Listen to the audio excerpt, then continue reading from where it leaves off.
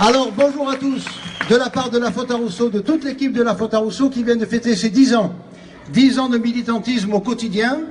Quand nous l'avons fondée il y a 10 ans, nous avions l'envie de redonner à l'Action française le quotidien dont elle a été horriblement et odieusement privée lors de la sinistre épuration de 1945, qui n'a été rien d'autre, comme le disait Léon Daudet, qu'une vulgaire reterreur, une vulgaire re-révolution.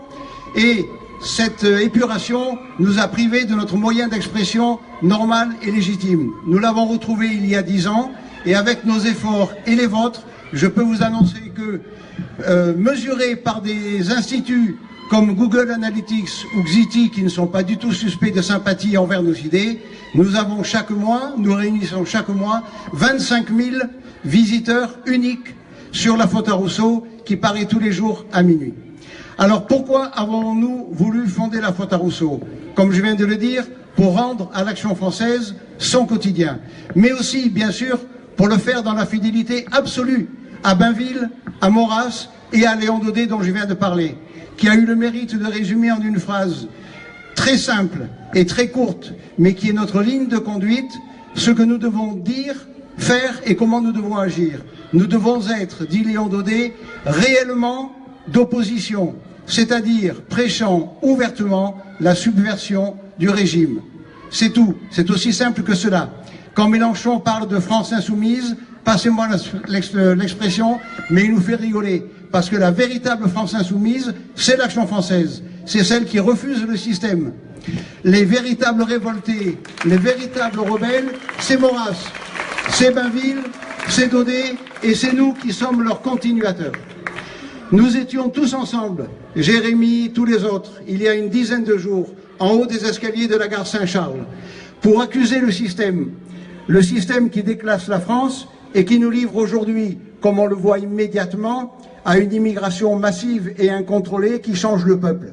Mais ce changement du peuple, que l'on voit immédiatement quand on marche dans nos rues, c'est quelque chose qui a commencé d'une façon beaucoup plus vicieuse il y a 100 ans, en 1875, avec l'instauration funeste de la Troisième République. À partir de ce moment-là, le ministère de la Déséducation nationale, auquel j'appartiens, et qui m'a fait capétien, au passage, merci pour lui, merci pour moi, le ministère a menti aux Français. Le ministère a changé le peuple. Il a changé le peuple dans son moral, dans son mental. Il l'a changé spirituellement, intellectuellement, en lui racontant des mensonges, en le dressant contre ses racines, contre ses héritages gréco-romains, contre son héritage chrétien. On disait en Bretagne, défense de cracher par terre et de parler breton. Et Pagnol a raconté comment les petits écoliers provençaux se faisaient taper sur les doigts quand ils parlaient provençal. Et maintenant qu'on a arraché les langues régionales de la France, la funeste Najat Vallaud-Belkacem, qui a rendu un seul service, c'est celui de s'en aller, eh bien a prétendu imposer l'arabe et proposer l'arabe comme langue dans les écoles, les collèges et les lycées. Alors, nous condamnons ce système, nous dénonçons ce système qui a d'abord commencé depuis 100 ans à changer le peuple moralement, mentalement, intellectuellement, spirituellement et qui maintenant le change physiquement par une immigration massive, incontrôlée et folle qui a fait rentrer chez nous exactement 100 ans après la République. 1875, Troisième République, 1975, scélérat décret Chirac sur le regroupement familial. Une quinzaine de millions de personnes, dont certains sont des braves gens, dont certains sont très honnêtes et très sympathiques, mais dont de toute évidence, un nombre trop important est inassimilable, parce qu'il n'a ni nos coutumes, ni le désir de les acquérir. Il n'a pas notre religion, et il n'a pas le désir de l'acquérir, et il n'a pas nos racines, il n'a pas nos traditions.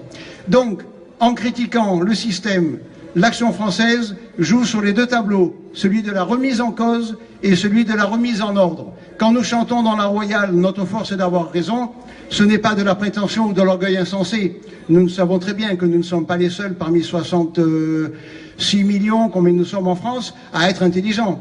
Nous savons très bien qu'il y a des gens très intelligents à gauche. Un Hubert Védrine, par exemple, ferait un très bon ministre des Affaires étrangères du roi de France. Un Jean-Yves Le Drian ferait un très bon ministre des armées du roi de France. Donc, quand nous disons notre force est d'avoir raison, ce n'est pas parce que nous pensons que nous sommes les seuls à être intelligents.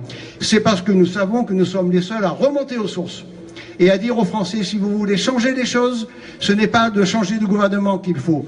On a cru il y a quelque temps qu'en votant Sarkozy, on ferait barrage à Ségolène Royal. On a cru après certains qu'en votant Hollande, il ferait barrage à Sarkozy. On a cru après qu'en votant Macron, on ferait barrage à Fillon, etc. Mais en fait, rien ne change et tout va de mal en pis. Ce qu'il faut, c'est rebrancher, si vous me passez l'expression, la France sur ses grandes traditions constitutives.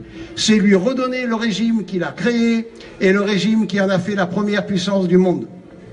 Le régime qui n'a pas seulement été un régime de gestion, une technique de gestion des choses et des gens, mais qui a mené une authentique politique de civilisation qui a fait de nous, sous Louis XVI, le premier pays du monde, une époque où tout le monde parlait français, alors que maintenant le président de la République, ce cher Emmanuel Macron, parle bien souvent anglais à notre goût.